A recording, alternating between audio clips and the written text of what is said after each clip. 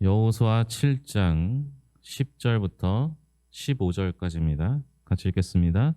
여호와께서 여호수아에게 이르시되 일어나라 어찌하여 이렇게 엎드렸느냐 이스라엘이 범죄하여 내가 그들에게 명령한 나의 언약을 어겼으며 또한 그들이 온전히 바친 물건을 가져가고 도둑질하며 속이고 그것을 그들의 물건들 가운데 두었느니라.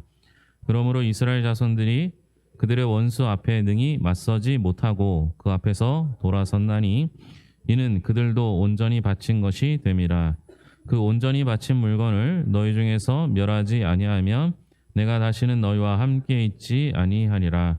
너는 일어나서 백성을 거룩하게 하여 이르기를 너희는 내일을 위하여 스스로 거룩하게 하라. 이스라엘의 하나님 여호와의 말씀에 이스라엘아 너희 가운데 온전히 바친 물건이 있나니 너희가 그 온전히 바친 물건을 너희 가운데에서 제하기까지는 내 원수들 앞에 능히 맞서지 못하리라. 너희는 아침에 너희의 지파대로 가까이 나아오라. 여호와께 뽑히는 그 지파는 그 족속대로 가까이 나올 것이요 여호와께 뽑히는 족속은 그 가족대로 가까이 나올 것이요 여호와께 뽑히는 그 가족은 그 남자들이 가까이 나올 것이며 온전히 바친 물건을 가진 자로 뽑힌 자를 불사르되 그와 그의 모든 소유를 그리하라. 이는 여호와의 언약을 어기고 이스라엘 가운데에서 망령된 일을 행하였음이라 하셨다 하라. 아멘. 찬양대에 찬양 있겠습니다.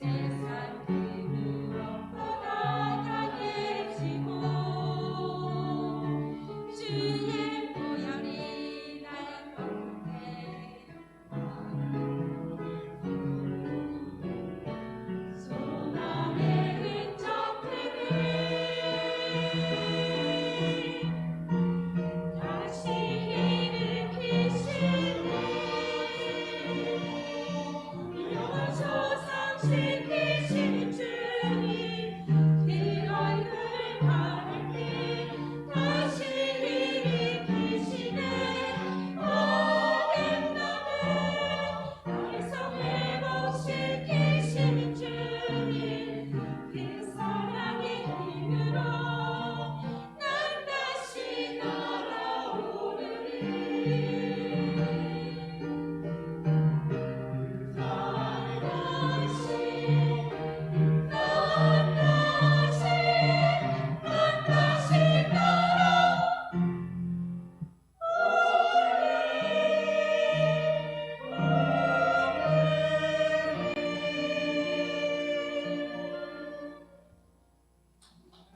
아멘.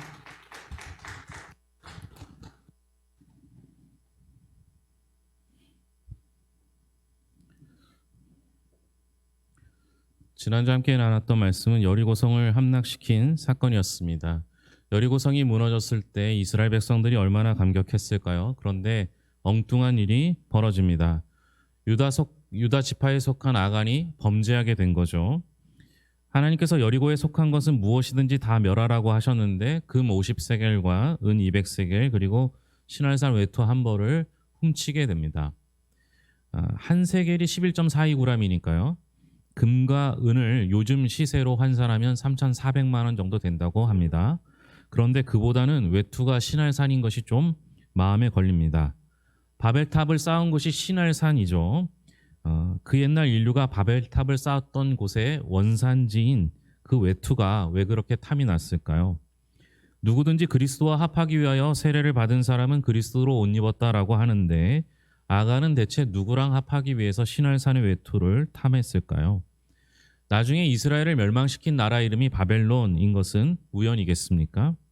하지만 이스라엘은 아직 이 사실을 모릅니다. 여리고를 무너뜨렸으니 다음은 베델 동쪽 벳아원 곁에 있는 아이성을 공략할 차례입니다. 하나님께서 진노하시는 줄도 모르고 이스라엘은 나름대로 자기들의 일을 진행합니다. 우선 정탐을 보내죠. 당연한 수순일 수 있지만 자기한테 무슨 잘못이 있는 줄도 모르고 열심히 세상을 살아가는 사람들의 모습을 보는 것 같아서 혹 내 모습이 아닌가 싶어 괜히 낯익습니다. 베델은 하나님의 집이란 뜻이고요. 벳아원은 죄악의 집이라는 뜻입니다. 벳이라는 것은 집을 뜻하는 것이죠. 엘은 하나님, 그러니까 벳엘은 하나님의 집이 되는 겁니다. 예수님이 태어나신 베들레헴은 떡집, 언약궤가 돌아온 벳세메스는 황금의 집, 오병이어의 기적을 베푼 벳세다는 물고기의 집, 예수님이 38년 된 병자를 고치신 베데스다는 자비의 집입니다. 벳엘과 벳아원을 이야기한 것은 그 사이에 아이성이 있다는 건데요. 하나님의 집과 죄악의 집 사이에서 그 아이성에서 이스라엘 백성들은 하나님을 만났을까요? 아니면 자신의 죄악을 대면했을까요? 정답을 미리 말씀드리자면 그들은 이스라엘은 자신들의 죄를 통하여 하나님을 만나게 됩니다. 아이는 여리고 성에 비하면 상당히 작은 편이었던 것 같습니다. 정탐한 사람들이 보고하기를 전부 다 갈 것 없이 2-3천 명 가면 족하겠다라고 합니다. 이 말이 뭔가 이상합니다. 여리고는 큰 성이었기 때문에 우리 모두가 가야 했지만 아이는 작은 성이기 때문에 2-3천 명만 가면 된다. 이 생각의 바탕은 우리가 충분히 이길 수 있는 힘이 있다라는 뜻이기 때문입니다. 여러분, 우리가 지난주에도 보았지만 여리고를 누가 무너뜨렸습니까? 이스라엘 백성들이 여리고성을 돌았기 때문에 무너진 겁니까? 아니죠. 여리고성은 하나님이 무너뜨리셨습니다. 그런데 마치 자기들이 여리고를 정복한 것처럼 착각하고 있는 겁니다. 설령 여리고성을 자신들의 힘으로 무너뜨렸다고 하더라도 착오입니다. 착각이죠. 아이성을 점령한 다음에 아이성 주민을 다 죽였는데 남녀가 12,000명이라고 합니다. 그러니까 이 인원들 중에서 전쟁에 나갈 만한 20세 이상 되는 남자의 수를 계수하면 대략 4,000명 이상이었을 겁니다. 아무리 못해도 4,000명은 됐을 것이죠. 고작 2-3,000명이면 된다라고 말하는 그 자신감은 어디서 나왔는지 모르겠어요. 게다가 성을 공격하기 위해서는 적보다 3배 정도의 힘을 가져야 3배 정도의 숫자가 필요하다라고 합니다. 어쨌든 이것을 감안하지 않고 2, 3천 명이면 충분하다라고 호언장담합니다. 그리고 그 말 그대로 3천 명이 아이성을 치러 갔다가 그만 패퇴합니다. 이런 경우를 가리켜 쌤통이라 말할 수 있습니다. 지금까지는 이스라엘로 인해 가나안 주민의 마음이 녹았는데 이제는 반대로 되었습니다. 이스라엘의 마음이 녹게 됩니다. 그렇다고 해서 이스라엘 백성들이 처참한 패배를 당한 것도 아니었습니다. 전사자가 36명이었으니 패배의 규모가 크지 않았습니다. 전사자가 몇 명인지 패배의 규모가 얼마인지 이게 중요한 게 아니었죠. 이스라엘은 하나님의 전쟁을 수행하고 있었던 중입니다. 그런 전쟁에서 진다라는 것은 자신들이 잘못한 것을 떠나서 하나님께서 승리를 주시지 않았다라는 거예요. 다시 말하면 하나님이 우리를 버리셨거나 관심 없거나 하나님께서 우리를 그냥 두셨다라는 겁니다. 마치 조금 전까지만 해도 정탐꾼을 보낼 때까지만 하더라도 자신들의 힘으로 여리고를 이겼다라고 생각하는 그들에게 하나님께서 경각심을 깨우쳐 주신 것이죠. 여호수아 7장 7절부터 9절까지 말씀 같이 읽겠습니다. 7절부터 9절까지입니다. 이르되 슬프도소이다. 주 여호와여 어찌하여 이 백성을 인도하여 요단을 건너게 하시고 우리를 아모리 사람의 손에 넘겨 멸망시키려 하셨나이까. 우리가 요단 저쪽을 만족하게 여겨 거주하였다면 좋을 뻔하였나이다. 주여 이스라엘이 그의 원수들 앞에서 돌아섰으니 내가 무슨 말을 하오리이까. 가나안 사람과 이 땅의 모든 사람들이 듣고 우리를 둘러싸고 우리 이름을 세상에서 끊으리니 주의 크신 이름을 위하여 어떻게 하시려 하나이까 하니. 뭐가 잘못됐는지 모르는 여호수아가 하나님 앞에 기도한 내용입니다. 지금까지는 하나님께서 인도하셨는데 더 이상 인도하시지 않으면 어떻게 하란 말입니까? 라고 묻는 겁니다. 그야말로 꼼짝없이 죽은 목숨이죠. 그 정도가 아닙니다. 자신들이 패하면 하나님의 이름은 어떻게 됩니까? 가나안 주민들은 마치 자기들의 신이 이스라엘의 신을 이긴 것처럼 방자하게 굴 겁니다. 우리의 신이 이스라엘의 그 신 하나님을 이겼다 말하지 않습니까? 하나님의 이름에 누를 끼치는 일이 되겠죠. 하지만 하나님께서는 기꺼이 망신을 당하셨습니다. 이게 부모가 자녀를 위해서 자신이 망신을 당하는 걸 기꺼이 여기는 것과 비슷합니다. 예를 들면 아이가 아이 방에 들어갔더니 평소에 없던 학용품이 보였습니다. 부모가 물어보니 아이가 갖고 싶은 게 있어서 문방구에서 몰래 가져왔다는 겁니다. 여러분이 부모라면 그럴 경우 어떻게 하겠습니까? 그냥 모른 채 하시겠습니까? 대부분의 부모라면 아이를 혼을 내고 그 아이를 데리고 문방구에 가서 그 학용품의 가격을 치르고 용서를 구할 것입니다. 뿐만 아니라 아이가 용서를 구하는 것이 아니라 부모가 용서를 구합니다. 자기가 창피한 것을 자기의 이름을 먹칠한다라고 말하면서까지도 그것을 하는 이유가 무엇이겠습니까? 내 이름이 망신을 당할지라도 자녀들을 가르쳐야 하기 때문입니다. 이와 비슷한 경우이죠. 10절과 11절 말씀 읽겠습니다. 여호와께서 여호수아에게 이르시되 일어나라 어찌하여 이렇게 엎드렸느냐.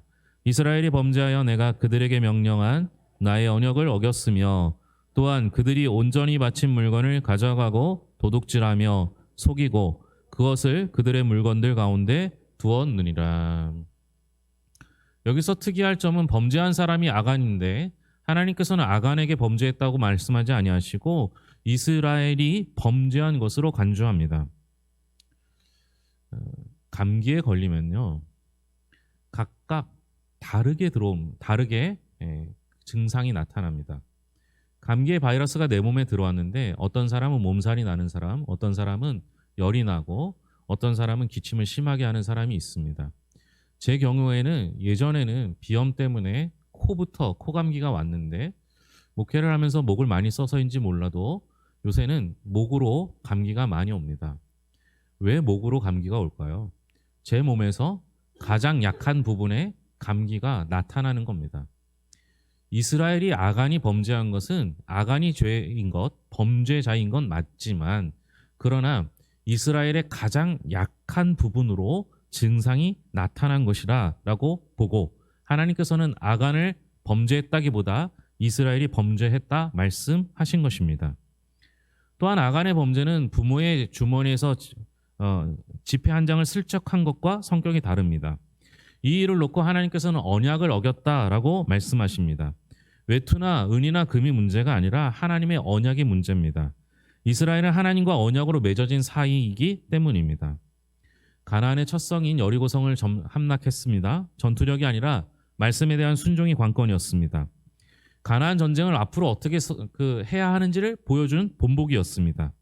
이제 본격적으로 하나님 나라가 선포되어야 합니다. 그러던 차에 아간이 범죄함이 발생했습니다. 하나님 나라에 역행하는 사건이 벌어진 것이죠. 여러분, 우리가 기억해야 되는 건요, 하나님만 정확한 때에 역사하시는 게 아니라는 사실입니다. 마귀도 정확한 때에 역사합니다. 이렇게 해서 범인 색출 작업이 벌어지죠. 하나님의 말씀대로 이스라엘 모든 백성이 제비를 뽑습니다. 이스라엘 12지파에서 유다 지파가 뽑히고 유다 지파에서는 세라 족속 중에는 삽디가 뽑힙니다. 삽디 가족 중에서는 갈미의 아들 아간이 뽑혔습니다. 내가 아간이라면 이 좁혀오는 그 두려움이 얼마나 대단했을까요?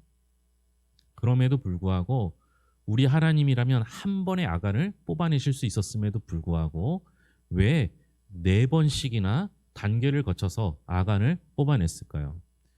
아간을 옥죄이려고 하는 그런 이유 때문입니까? 저는 이것을 하나님께서 아간에게 시간을 주신 거라고 믿습니다. 아간이 얼마든지 회개할 시간을 주시는 거예요. 그럼에도 불구하고 아간은 완악해져서 숨어버립니다. 마치 여리고성 사람들이 자신의 마음이 높고 하나님께서 곧 이곳으로 이스라엘 백성들을 몰고 오실 것을 보았음에도 불구하고 문을 굳게 닫고 출입을 하지 않는 것과 같은 처방을 내렸던 것과 같습니다. 여러분, 죄인이 멸망하는 건요, 하나님의 긍휼이 부족해서가 아닙니다. 죄인이 멸망당하는 건 하나님의 사랑이나 하나님의 긍휼이 부족해서가 아니라 자신의 패역함 때문입니다. 점란 영광에 있는 염산교회는 순교자가 많은 것으로 유명합니다. 6.25 때 교인의 3분의 2 정도인 77명이 순교를 당했습니다. 그 상황을 지켜봤던 주민들의 나중 증언에 따르면 그들이 순교를 당하면서도 내 주를 가까이 하게 함은, 이 찬양을 부르면서 그들이 죽창을, 때로는 칼을 맞으면서 순교를 당했다고 합니다. 이 교회가 1947년에 설립된 교회니까요, 6.25 당시라면 설립된 지 3, 4년이 지난 후입니다. 설립을 같이 했다 치더라도 예수 믿은 지 3, 4년밖에 되지 않았던 그들이 이 찬양을 부르면서 순교했다는 건 대단히 놀라운 일입니다. 후에 남아있는 3분의 1의 성도가 찬양을 부르는데, 예배드리면서 찬양을 부르는데 차마 내 주를 가까이를 부를 수가 없었습니다. 그래서 그들이 함께 불렀던 찬양은 환난과 핍박 중에도 성도는 신앙 지켰네 였습니다. 그때 그들은 어떤 마음으로 이 찬양을 불렀을까요? 그들은 분명히 환난과 핍박 중에도 신앙을 지킬 마음으로 불렀을 것입니다. 혹시 우리가 그 찬양을 부른다면 어떤 마음으로 부르셨습니까? 신앙이 있다면 모름지기 그 신앙은 환난과 핍박 중에도 나타나야 합니다. 예를 들어 설명하면 이래요.